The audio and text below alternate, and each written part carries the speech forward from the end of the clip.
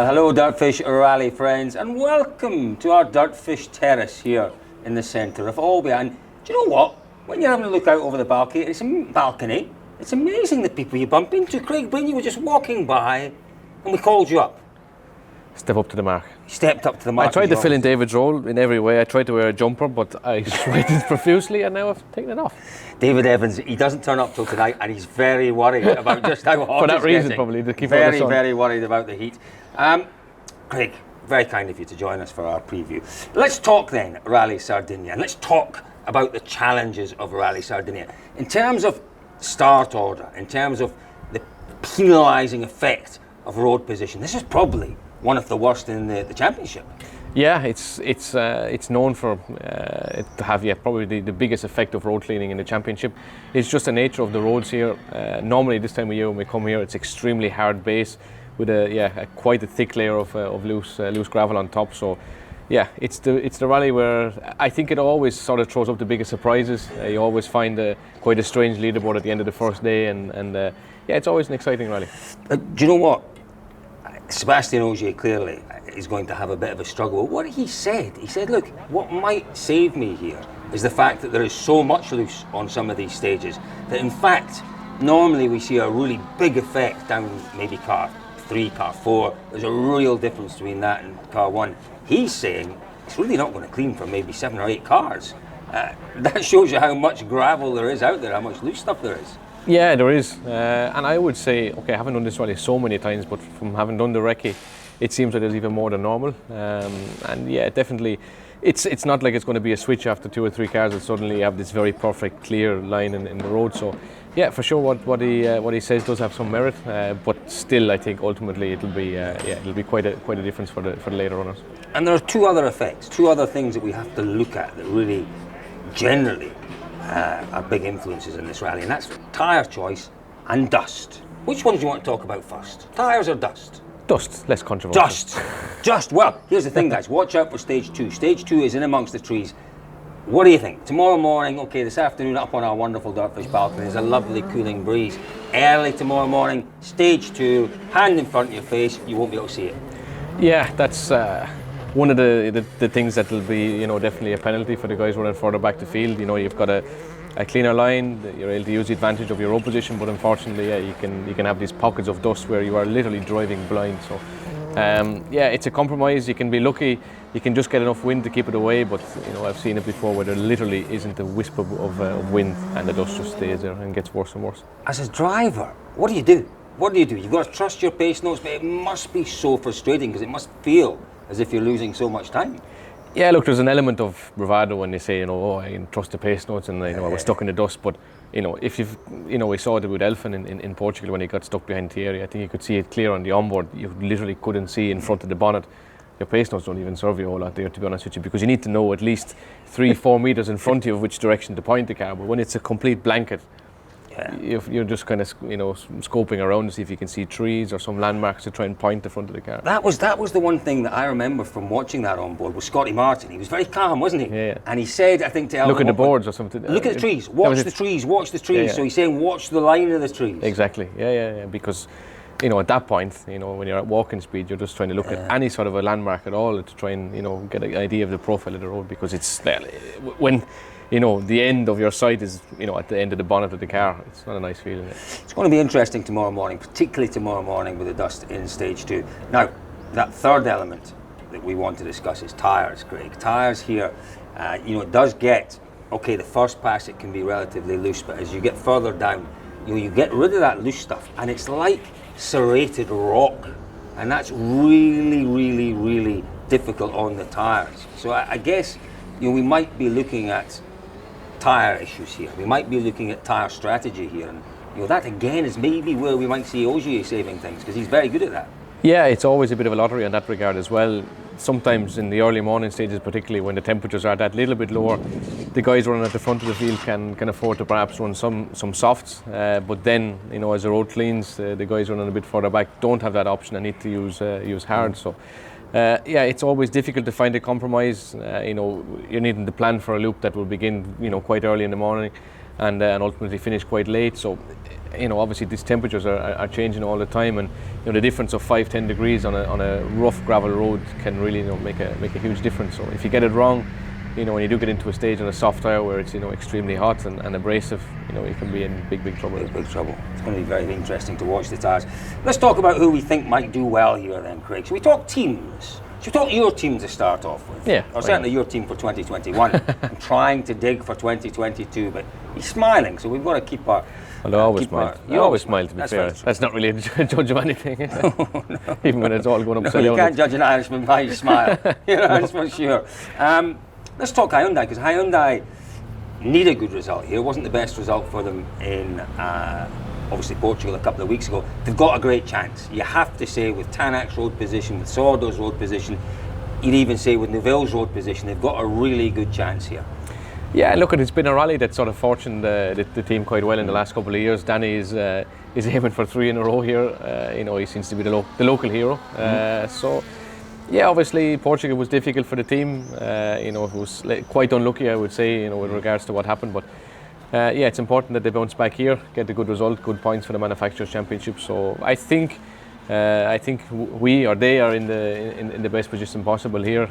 Considering, like you said, where Danny is starting, especially, he should have quite a big advantage on Friday. We saw in Portugal that he was able to use that quite well.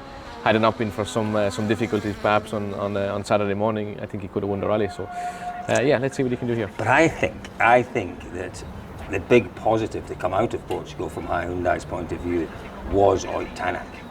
Okay, it looks as if he had a bit of a suspension failure, but up until that point, he looked possibly more comfortable in that car than we've seen him in 18 months. He had, when he was at Toyota, an air of invincibility about him. He was striding around like the cock of the north, and he knew he could win every stage, he knew he could win every rally. We haven't seen that for 18 months, but I think there were glimmers, more than glimmers, real signs of hope from Tanak in Portugal. And I think if he gets it right and he comes out with the right kind of setup tomorrow morning, I think he's going to be difficult to beat. Yeah, no, definitely. It looked like it was back to his old self. He's been the first person to admit that he just hasn't had that feeling like we all talk about with the car since he's moved into the Hyundai. So definitely, from what he said, very publicly in Portugal, that he was happy with everything, and knowing him a bit more personally, and been a bit more involved in the testing and everything, he's definitely more happy with the car now. And the guys and girls in the background have been working extremely hard to make everything as best as they can from, and now it seems to be paying off. So could be a good weekend here. I'm going to make a bold prediction, Craigie Breen. Bold prediction. I am going to say a 1-2-3 for Hyundai. I'm not going to tell you which 1-2-3 because I'm not sure. But I think if that car stays together, and there's no reason to think it shouldn't, I think they've got on top of the issues that maybe Tanak was experiencing in Portugal. But if the car stays together, which I'm sure it will, I think there's a chance of a great result here. Yeah, absolutely. All the ingredients are there. Apart from anything to do with road position or form or anything, this is a rally where generally the cars performed well. So, I think they have to be optimistic, definitely. Let's have a look at but they're missing their best driver. Huh? They're missing their best driver. They are missing their best driver. If you'd been on the start list, I'd have put a couple of euros on you, maybe. A couple of euros on you. But you're the best placed person to comment on it, which is great, which is why we've got you here. Let's have a wee look then at Toyota. We've already mentioned that obviously it's going to be difficult for them, first and second on the road. Ogier and Evans will find it difficult. But what about Kalle Rovanperä? What do you think? He doesn't like this rally. Remember, he had 2 crashes last year. It's not his favourite rally, but he looked out of sorts in Portugal, and he needs a confidence builder here. I haven't done this for a while. The last time I done it, I was sort of a bit more out of the frame, and now it actually feels a bit weird to comment on the other people. Like I don't want to say anything bad. But he's obviously got quite a good road position here. There's absolutely no doubt of his speed. Yeah, perhaps after I would say a difficult rally in Portugal for him. He'll be looking for a good result here. Had an accident here last year, so didn't get to do all of the rally. So yeah, I think obviously he's the best placed out of all the Toyota drivers, and he's definitely got so much potential. He isn't. I tell you who's going to be the highest placed. So I've got my prediction. I'm going to give you my top 4 now. 3 Hyundais. The first of the Toyotas, Katsu Sutisan. I have a feeling Katsu Sutisan had a massive crash here last year. Oh yeah. But he's been the surprise of the season for a lot of people. Not for me. I kind of thought we might see something special from him. But I think he will be the first of the Toyotas on Sunday evening. Is that maybe being a little bold? No, not at all. Not a man that you can't judge by a smile, because he's always smiling. A bit like myself. So, yeah, look, it's been great to follow. You know how he's been doing. You know, he's just such a nice guy, such down to earth guy, and you know, he's really been making some amazing I think maybe, progress. can you hear the noise in the background? That's our deck chairs. I think maybe they're about to take off. Take off behind the camera. Apologies for that. Are they all right, guys, cameraman? They're all right. Missing a few beers beside him. They'll come on later. Got a little bottle of wine later on if they come back. I can well imagine that. So yeah, no, I wouldn't say that's a bold statement at all. You know, judging on his form, he's generally speaking been getting better and better in the last couple of rallies, and I think everybody would really love to see him get a good result here. But Katsu Sutisan for me is a great case study in how to bring on a young driver. You know, how to actually teach rallycraft to a young driver. Now he's very fortunate and there's been no pressure on him to deliver results. But it's a great case study, isn't it? And how to do things properly. The Japanese, Toyota, Tommy MacKinnon Racing, they did it right with young Katsu Sutisan, and it's paying dividends. Yeah, absolutely. You know, it has to be admired the way they've gone about it. You know, had him away in national championships for a long time, quite hidden under the radar. You know, gaining a lot of progress, doing lots of kilometres, very much under the radar. And only when he was ready, took the next step.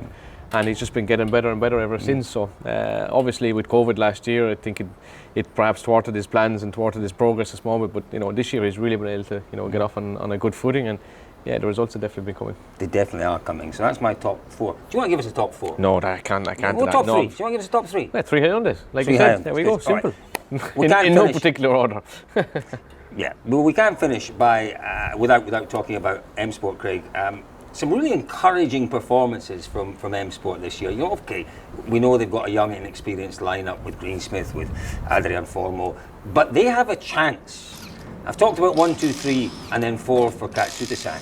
The man who might well upset all of that is Teemu Sunanen. But he's got pressure on him. He's got real pressure on him. He's not got too many outings this year.